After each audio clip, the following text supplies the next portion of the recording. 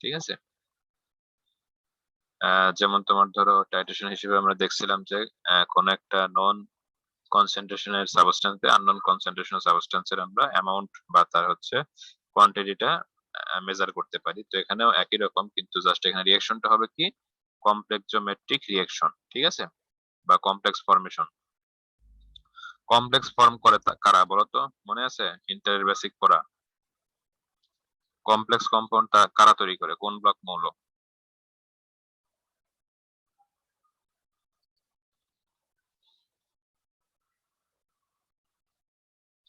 মনে নেই কারো?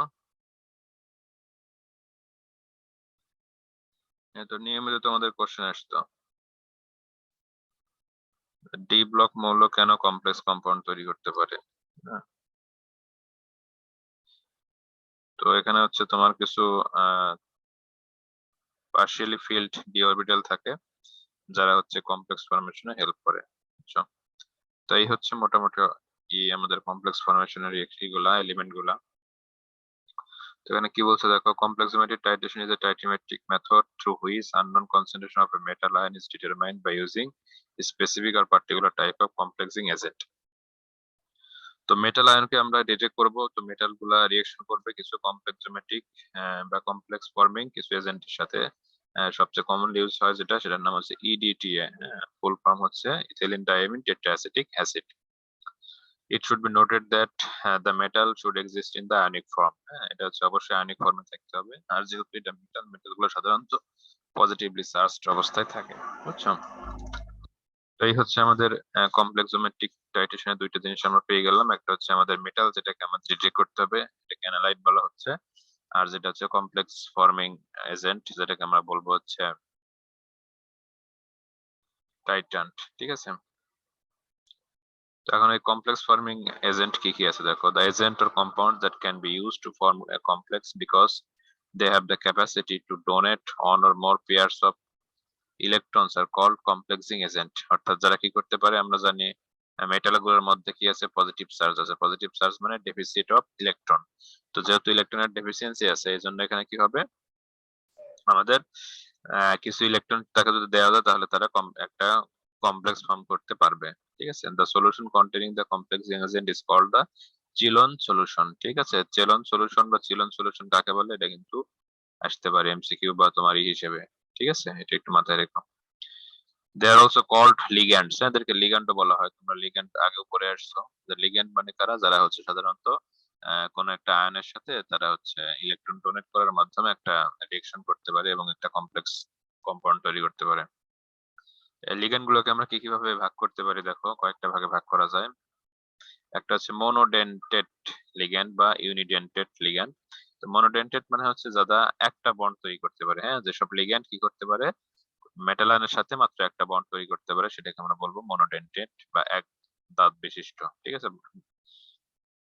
দে have the capacity to donate a single electron pair to form a complex, অর্থাৎ মানে এক জোড়া ইলেকট্রন দিবে এবং এর জন্য তারা একটা বন্ড তৈরি করতে পারবে।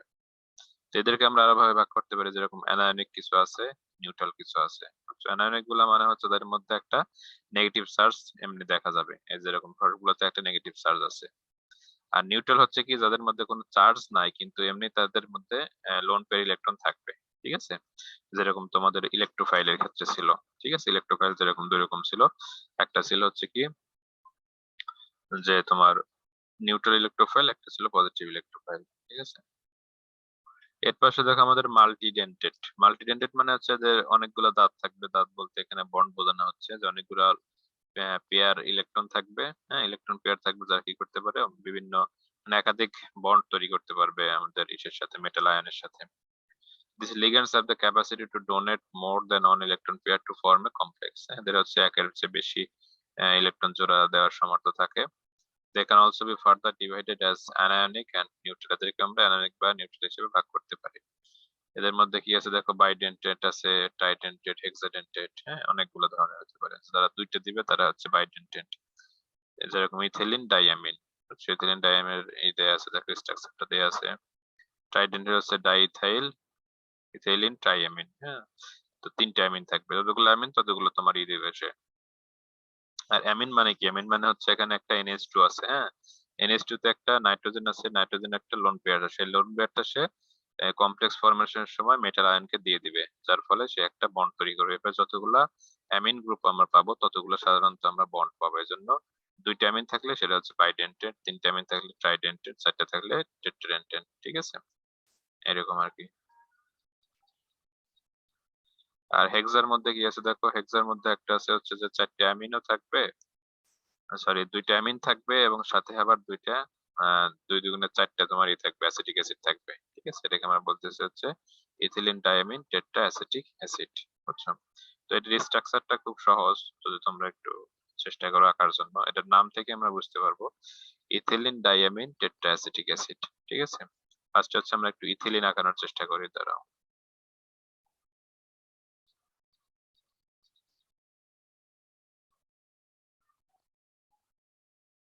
কি ব্যাপার, এটা কাজ করতেছে না?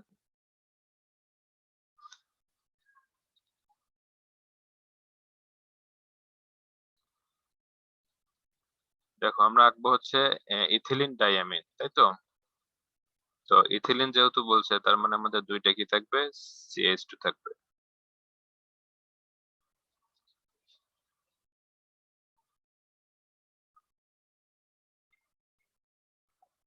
দুইটা CH2 এবং হচ্ছে ইথিলিন ডাইঅ্যামিন, দুইটা অ্যামিন থাকবে। বুঝছো?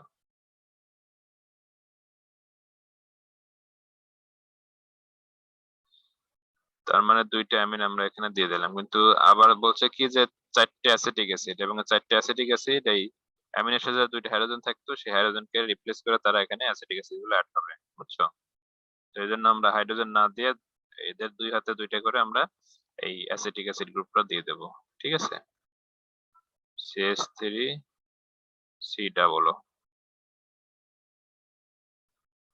ঠিক আছে, তো এই গ্রুপটাই মনে করো যে সব জায়গায় আমরা এক্স হিসেবে দিয়ে দিলাম, অর্থাৎ টোটাল চারটে আমরা পাচ্ছি কি, আমাদের হচ্ছে এই ভ্যালুটা।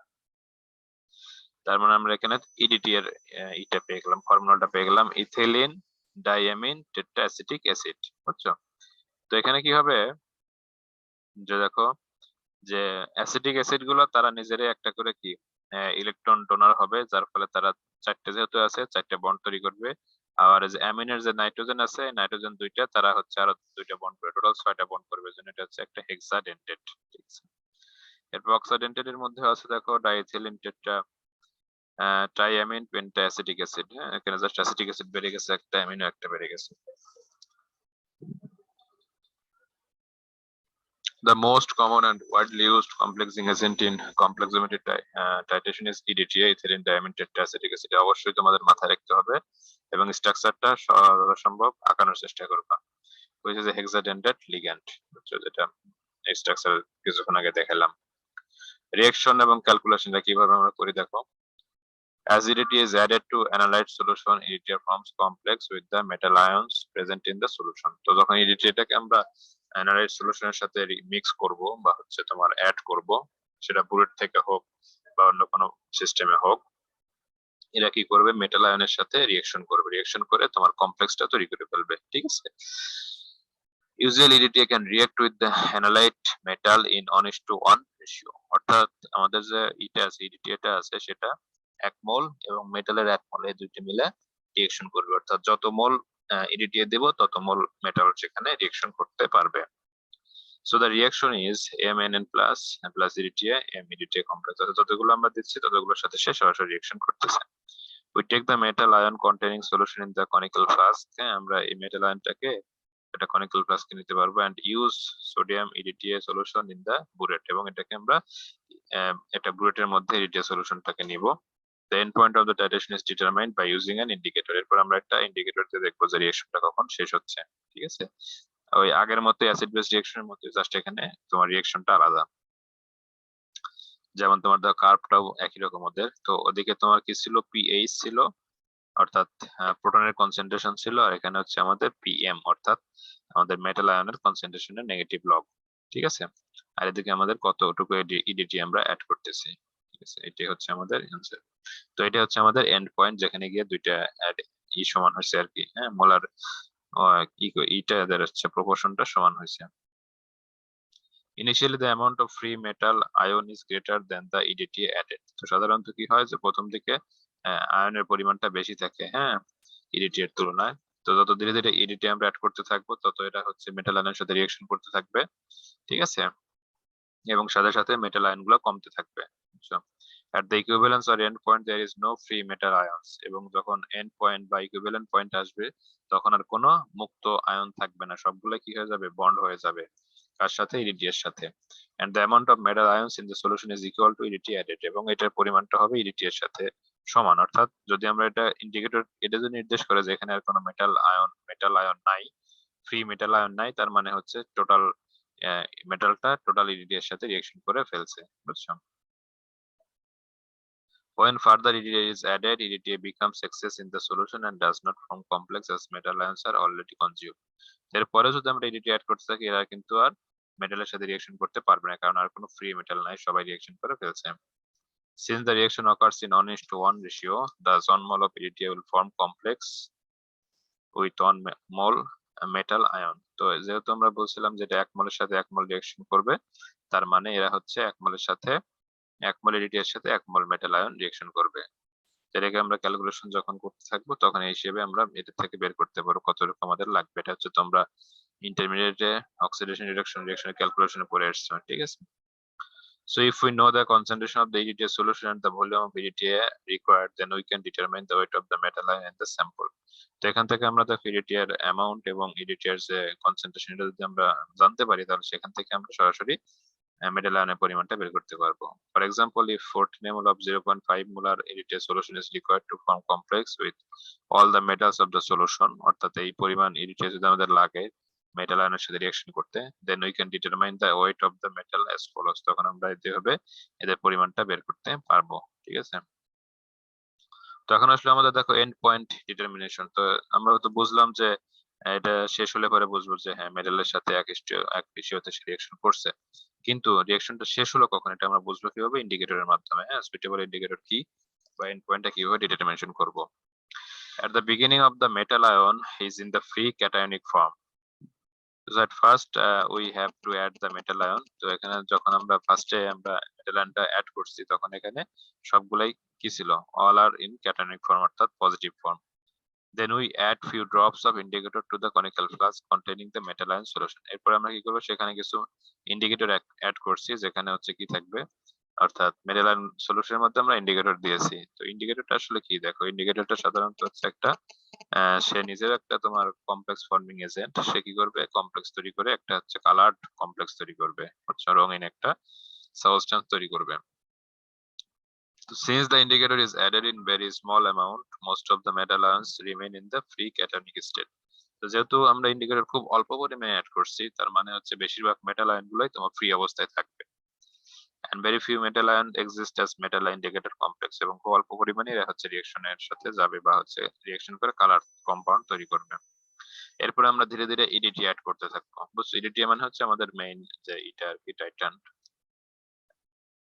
As we add the EDTA solution, it will form metal EDTA complex until all the free metal ions are complex. তো এরা কি করবে, ধীরে ধীরে সমস্ত মেটাল আয়নের সাথে রিঅ্যাকশন করতে থাকবে। রিঅ্যাকশন করতে করতে যখন মেটাল আয়ন সব শেষ হয়ে যাবে, ফ্রি মেটাল আয়ন, তখন এরা কি করবে, EDTA will replace the indicator from the metal indicator complex. তো এখন EDTA কি করবে, ওই যে কমপ্লেক্স তৈরি করছিল কালার্ড কম্পাউন্ড অর্থাৎ ইন্ডিকেটরটা, তো ইন্ডিকেটরকে সে সরায় ফেলবে। তো ইন্ডিকেটর যখন সরায় ফেলবে তখন আবার ফ্রি ইন্ডিকেটর চলে আসবে। তো ফ্রি ইন্ডিকেটর তো কোনো কালার নাই, তার মানে একটা কালারলেস কম্পাউন্ড তৈরি হবে। অর্থাৎ আমরা ফার্স্টে দিছিলাম হচ্ছে একটা কালার্ড কম্পাউন্ড, এরপর যখন কালারলেস হয়ে যাবে তখন বুঝতে পারবো হ্যাঁ আমার রিঅ্যাকশনটা এন্ড পয়েন্টে চলে আসছে। তো সেটাই বলা হয়েছে, দেখো যে এখানে EDTA এর সাথে মেটাল আয়নটা ফ্রি মেটাল আয়ন রিঅ্যাকশন করতেছে, পরবর্তীতে এই EDTA আবার এই ইন্ডিকেটর থেকে এম ইন্ডিকেটর কমপ্লেক্স, যেটা অর্থাৎ মেটাল আয়ন এবং ইন্ডিকেটর কমপ্লেক্স থেকে মেটাল ইন্ডিকেটরটাকে সে সরায় ফেলবে, সরায় ফেলে আবার এম EDTA কমপ্লেক্সটা তৈরি করবে। The color of free indicator is different from the color of the metal indicator complex. তো ফ্রি ইন্ডিকেটরের কালার এবং হচ্ছে মেটাল ইন্ডিকেটরের কালার কমপ্লেক্সের কালার পুরোপুরি ডিফারেন্ট হয়, এবং দুইটা ডিফারেন্স কে আমরা যখন দেখবো তখনই বুঝতে পারবো যে আমাদের রিঅ্যাকশনটা কমপ্লিট বা এন্ড পয়েন্টে অ্যাচিভ হয়েছে। Thus from the change of color we can determine the end point. ঠিক আছে, এভাবে আমরা কালার চেঞ্জের মাধ্যমে আমরা এন্ড পয়েন্টটা ডিটেক্ট করতে পারবো। It should be noted that the indicator should form complex with the metal ion with less affinity than EDTA. তো এখানে একটা জিনিস মাথায় রাখতে হবে যে ইন্ডিকেটরের অ্যাফিনিটি অর্থাৎ মেটাল আয়নের প্রতি তার যে অ্যাফিনিটি এটা কিন্তু অবশ্যই আমাদের মেটাল আয়নের চেয়ে কম হইতে হবে, ইডিটি এর চেয়ে কম হইতে হবে। কারণ তা যদি না হয় তাহলে কিন্তু ইডিটিএ ওই ইন্ডিকেটরটাকে রিপ্লেস করতে পারবে না। বুঝতে পারছো? অর্থাৎ আমরা এর আগে যেরকম দেখছিলাম যে অক্সিডেশন রিডাকশন পটেনশিয়ালের মধ্যে যার পটেনশিয়াল বেশি সে কিন্তু অন্যকে রিপ্লেস করতে পারতো। তো ঠিক এমনি ভাবে এখানে যদি আমাদের এটার টেন্ডেন্সি বেশি না হয় তো সে কিন্তু ইন্ডিকেটরটাকে ফ্রি করতে পারবে না। সেজন্য ইডিটি এর অ্যাফিনিটি বেশি হতে হবে মেটাল আয়নের প্রতি, তাহলে সে ইন্ডিকেটরটাকে ফ্রি করে দিতে পারে। বুঝছো? দেখেন ইন্ডিকেটরের কি কি এক্সাম্পল আছে দেখো। এরিওক্রোম ব্ল্যাক টি, এরিওক্রোম রেড, এগুলো হচ্ছে আমাদের মেটাল ইন্ডিকেটর হিসেবে ব্যবহার করা হয়। এরপর আসলে দেখো আমাদের চিলেট ইফেক্ট। চিলেট ইফেক্ট কি জিনিস? মাল্টিডেন্টেড dented ligands form more stable metal ligand complex than monodentate ligand। হ্যাঁ, তো সাধারণত মাল্টিডেন্টেড যেগুলো আছে এগুলো হচ্ছে এদের হচ্ছে যে এইগুলো তৈরি করে মেটাল আয়ন তৈরি করে এদের হচ্ছে স্টেবিলিটি অনেক বেশি থাকে। ঠিক আছে, সাধারণত মনোডেন্টেটের তুলনায়। যেটাকে আমরা বলবো হচ্ছে চিলেট ইফেক্ট। তো চিলেশনটা কি ছিল? যে একাধিক তোমার বন্ডের মাধ্যমে কোন একটা কমপ্লেক্স তৈরি করা, সেটাকে আমরা বলতেছিলাম চিলেশন। তো এখানে হচ্ছে সিলেট ইফেক্ট হচ্ছে এটা যে মনোডেন্টেটের তুলনায় মাল্টিডেন্টেটের স্টেবিলিটি বা হচ্ছে তোমার এটা অনেক বেশি থাকে। এই জন্য এটাকে আমরা বলবো হচ্ছে সিলেট ইফেক্ট, অর্থাৎ সিলেকশনের মাধ্যমে তার যে ইফেক্টটা আমরা পাচ্ছি একাধিক বন্ডের মাধ্যমে। ঠিক আছে, এটাই আর কি। আচ্ছা, এরপরে যেটা আছে দেখো, regard conditions of complex geometric titration. হ্যাঁ, আমাদের এখানে বেশ কিছু কমপ্লেক্স জিওমেট্রিক টাইট্রেশনের আমাদের ইয়া দেয়া আছে, কি বলে এটাকে, কপি দেয়া আছে। হ্যাঁ, সেগুলো কি? ফার্স্ট হচ্ছে ওয়াটার। ওয়াটারটা কি আছে দেখো আমাদের, water used as solvent should be free from any type of metal। এটা খুব বেশি ইম্পর্টেন্ট, কারণ হচ্ছে আমরা মেটালকে ডিটেক্ট করতেছি। হ্যাঁ, তো এখন যদি তোমার ভিতরে আরো একটা মেটাল থাকে তাহলে কিন্তু সেটা আর কোনো কাজ করবে না। বুঝতে পারছো? যেহেতু কাজ করবে না তার মানে বা রেজাল্ট এরর আসবে, এই জন্য আমাদের অবশ্যই এটা ওয়াটারটাকে ফ্রি হতে হবে। বুঝছো? ওয়াটারটাকে অবশ্যই আমাদের মেটাল ফ্রি হতে হবে। হ্যাঁ, সেটা যে কোনো মেটাল হতে পারে। যেরকম তোমার ধরো খারো পানি যেগুলো আছে সেগুলোতে সাধারণত কি থাকে, হার্ড ওয়াটারের মধ্যে ক্যালসিয়াম ম্যাগনেসিয়াম থেকে থাকে, এগুলো অবশ্যই ফ্রি করে নিতে হবে। The soft water must be used. This is because if metal is present in the water, then EDTA will react with the metal and thus more EDTA will be required to form complex.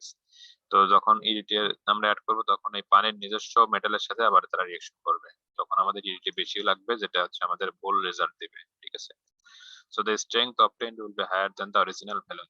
সুতরাং আমরা একটা ভুল result সেখান থেকে পাবো। এরপর আসলে দেখো আমাদের indicator. A chemical indicator is a compound that indicates the end point of its titration by change in color। তো এটাকে অবশ্যই আমাদের কালার চেঞ্জের মাধ্যমে তারা এটাই তৈরি করে। ইন্ডিকেটরের ক্ষেত্রে আমাদের কিছু ক্রাইটেরিয়া রাখবে দেখো, must form complex with the metal ion. এর তো বুঝতেইছ অবশ্যই কালার মানে কমপ্লেক্স তৈরি করার অ্যাবিলিটি থাকতে হবে, এবং কালার চেঞ্জটা খুব দ্রুত করতে হবে, এন্ড পয়েন্টে খুব দ্রুত কালার চেঞ্জ হতে হবে। হ্যাঁ, ফ্র্যাকশন অফ এমএল যদি আমরা অ্যাড করে দেই সাথে সাথে যেন এটা কালার চেঞ্জ করতে পারে। The stability of metal EDTA complex should be greater than the metal indicator complex। এবং এখানে metal EDTA কমপ্লেক্সটার স্টেবিলিটি বেশি হতে হবে ইন্ডিকেটরের তুলনায়। Chemically stable during storage and throughout the titration period। তো এটাকে আমাদের স্টেবল হতে হবে, যে অনেকদিন ধরে স্টোর করে রাখতেছি এরকম। Specificity and indicator should respond only to the metal being titrated। তো এটাকে অবশ্যই এমন ভাবে আমাদের করতে হবে যে এটা হচ্ছে শুধুমাত্র নির্দিষ্ট মেটালের এগেইনস্টে সে রেসপন্ড করতে পারে, আর সব মেটালে যেন সে রিঅ্যাকশন না করে। বুঝছো? The metal indicator complex should be sufficiently stable। এবং এটাকে অবশ্যই নির্দিষ্টভাবে স্টেবল হতে হবে, so that no free indicator ion is present before end point। যাতে আমাদের কি না হয় যে এন্ড পয়েন্টের আগে কোনো আমরা ফ্রি ইন্ডিকেটর না পাই। ঠিক আছে, এরপর হচ্ছে কি, metal indicator complexation should take place at a specific pH range. এবং এটাকে একটা নির্দিষ্ট পিএইচ এর মধ্যে রিঅ্যাকশনটা করতে হবে যাতে আমরা এটাকে স্ক্রুটিনাইজ করতে পারি। Dilution should not dilution should not cause any difference in the color produced। অর্থাৎ অল্প পরিমাণে দিলেও সে যে কালার তৈরি করে, বেশি পরিমাণে দিলে সে একই কালার তৈরি করে, সেই জিনিসটা আমাদের দেখতে হবে। এবং রেডিলি অ্যাভেলেবল, এগুলো তো নরমাল বুঝতেছো, কস্ট ইফেক্টিভ। এরপর দেখো EDT is most widely used complexing agent। তো এটাকে আমরা সবচেয়ে বেশি ইউজ করে থাকি কারণ কি it reacts with 1:1 ratio with the metal ions of sample, so the calculation is simple। হ্যাঁ, এটা সাধারণত 1:1 অনুপাতে রিঅ্যাকশন করে থাকে, যার ফলে আমাদের ক্যালকুলেশনটা সহজ হয়। In basic medium the reaction lies to the right। এটা হচ্ছে যখন একটা ক্ষারীয় মাধ্যমে আমরা ইউজ করব তখন রিঅ্যাকশনটা ডান দিকে বাম থেকে ডানে যাবে। Thus the reaction is considered complete। এজন্য যেটা আমরা বলতে পারবো রিঅ্যাকশনটা পুরোপুরি কমপ্লিট হয়েছে। তো EDT এটাকে আমরা সাধারণত ডাইসোডিয়াম EDT ব্যবহার করে থাকি পিওর EDT এর তুলনায়। কেন? কারণ হচ্ছে এটা হাইগ্রোস্কোপিক না, অর্থাৎ ওয়াটারকে অ্যাবজর্ব করবে না, কেমিক্যালি ফিজিক্যালি স্টেবল এবং কনসেন্ট্রেশনটা ঠিকমতো জানা যায় এবং ইরিটেবল নয়। ঠিক আছে, অর্থাৎ হাতে লাগলে বা হচ্ছে স্কিনে লাগলে এটা কোনো জ্বালা পোড়া বা এগুলো তৈরি করে না। ঠিক আছে, এরপর দেখো পিএইচ অফ দ্য মিডিয়াম। মিডিয়ামের পিএইচ হিসেবে আমরা কি কি ব্যবহার করতে পারি বা পিএইচটা কত হওয়া দরকার।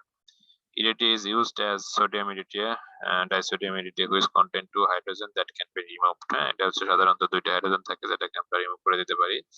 তো এটা তোমার এখানে দেয়া আছে, দেখো রিঅ্যাকশনটা যে দুইটা প্রোটনকে সে সরাই ফেলতেছে, শুধুমাত্র মেটাল এবং EDT কমপ্লেক্স তৈরি হচ্ছে। As we can see from the reaction, proton is formed in the reaction। এখানে আমাদের প্রোটন তৈরি হচ্ছে। Now if the pH is acidic then the concentration of proton will be high and the reaction equilibrium will shift to left। তো যদি আমাদের pH টা অনেক বেশি থাকে, অর্থাৎ যেখানে তোমার pH যদি অ্যাসিডিক হয়, অর্থাৎ অলরেডি তোমার প্রোটন সেখানে এনভায়রনমেন্ট অনেক বেশি আছে, তাহলে কি হবে এই নতুন প্রোটনকে আবার ঝামেলা করবে, ফলে রিঅ্যাকশনটা ইকুইলিব্রিয়ামটা বামে চলে আসবে। হ্যাঁ, তো পিছন দিকে আসতে থাকবে রিঅ্যাকশনটা। Unreacted metal and EDT will remain in the reaction medium। অর্থাৎ রিঅ্যাকশনে তখন আর কমপ্লেক্স তৈরি হতে চাইবে না। Thus the pH of the medium should be controlled। এজন্য আমাদের pH টাকে অবশ্যই কন্ট্রোল করতে হবে, হচ্ছে যাতে নির্দিষ্ট রিঅ্যাকশনটা হয় আর কি। ঠিক আছে, different metal ions give best results at different specific pH। সাধারণত এরা কি করে যে বিভিন্ন ধরনের যে ইগুলা আছে মেটাল আয়ন, এরা বিভিন্ন pH এ সাধারণত রিঅ্যাকশনটা ভালো দেয়। pH is controlled by the addition of buffers, for example ammonia buffer or acetate buffer। ঠিক আছে, এরপর দেখো অ্যাসিড অ্যাডিশন। অ্যাসিড অ্যাডিশনটা কি কি আছে। To solubilize the metal ions sometimes acidic environment is required। This is done by addition of acid। acid reaction add করে আমরা হচ্ছে acidic environmentটা create করতে পারি। Usually hydrochloric acid and perchloric acid are used but sulfuric acid cannot be used as it may form complex EDT or metal ion। তো আমরা sulphuric অ্যাসিডটা ব্যবহার করতে পারি না কারণ হচ্ছে মেটালের সাথে রিঅ্যাকশন করতে পারে। ঠিক আছে, তো এই হচ্ছে মোটামুটি আমাদের আজকের পড়া। এরপর নেক্সট দিন আমরা হচ্ছে আমাদের ইসে চলে যাব, কি বলে এটাকে